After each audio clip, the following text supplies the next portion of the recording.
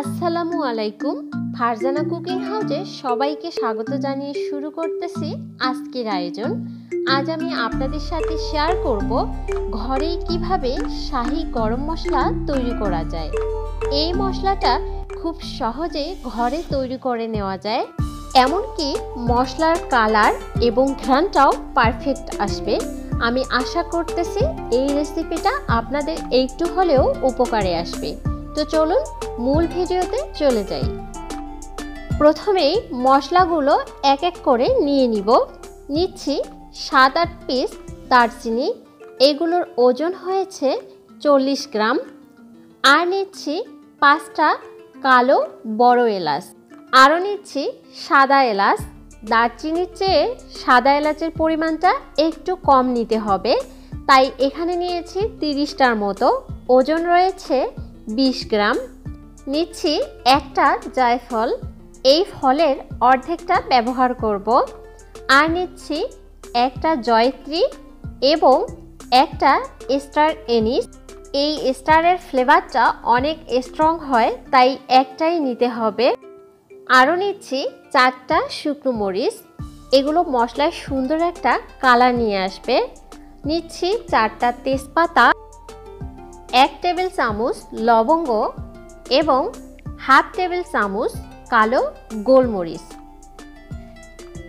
এখন এই মশলার মধ্যে বড় মশলাগুলো একটু এইভাবে ভেঙে দিতে হবে, এতে করে মশলাগুলো ব্লেন্ড করতে বা গুঁড়া করতে সুবিধা হয়।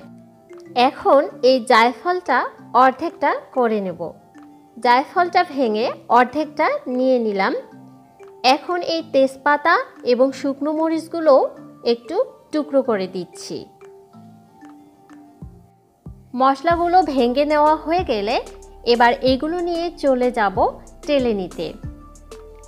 চুলোয় আগে থেকে একটা ফ্রাইং প্যান বসিয়ে দিয়েছি, সেই ফ্রাইং প্যানে এবার এই মশলাগুলো একসাথে দিয়ে দিলাম। এখন এই মশলাগুলোকে হালকা ড্রাই রোস্ট করে নিতে হবে। এই পর্যায়ে চুলোর ফ্লেমটা একেবারে মিডিয়াম থেকে লোয়ে রাখতে হবে, এতে করে মশলাগুলো ধীরে ধীরে মচমচে হয়ে পারফেক্ট টালা হবে।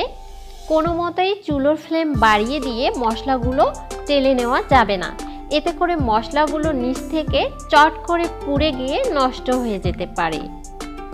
মশলাগুলো ভাজতে ভাজতে যখন দেখবেন সুন্দর একটা অ্যারোমা ছড়াচ্ছে, এমনকি একটু মশলা ভেঙে দেখবেন যদি মুচমুচে হয়েছে, তাহলে বুঝতে পারবেন যে মশলাগুলো তেলে নেওয়া হয়ে গেছে। এই মশলাগুলো তেলে নেওয়া হয়ে গেছে। এবার অন্য একটা পাত্রে ঢেলে মশলাগুলোকে প্রায় 1-1.5 মিনিটের মতো ঠান্ডা করে নিলাম। আর নিচ্ছি একটা ব্লেন্ডারের জার, এই জারে মশলাগুলো দিয়ে দিচ্ছি। অবশ্যই চেষ্টা করবেন মশলাগুলো একটু ঠান্ডা করে নিতে। এখন এইগুলো ভালোভাবে ব্লেন্ড করে নিব। আপনি চাইলে এই কাজটা পাটায়ও করে নিতে পারবেন।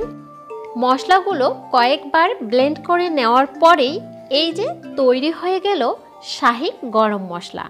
আর দেখুন মশলার কালারটা কত সুন্দর এসেছে, ঘ্রাণটাও কিন্তু দারুণ। এবার এই রকম একটা জারে মশলাগুলো ভরিয়ে নিচ্ছি।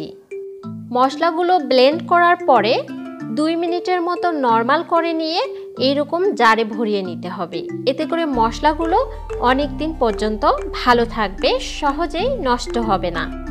আপনি চাইলে যে কোনো এয়ারটাইট বা কাচের জারে মশলাটা ভরিয়ে কিচেন রুমের যে কোনো স্থানে জারটা রেখে 4-5 মাসের মতো মশলাটা সংরক্ষণ করতে পারবেন।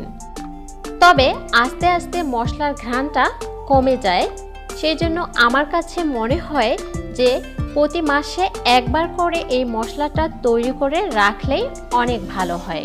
রেসিপিটা ভালো লাগলে লাইক, কমেন্ট, শেয়ার করতে ভুলবেন না।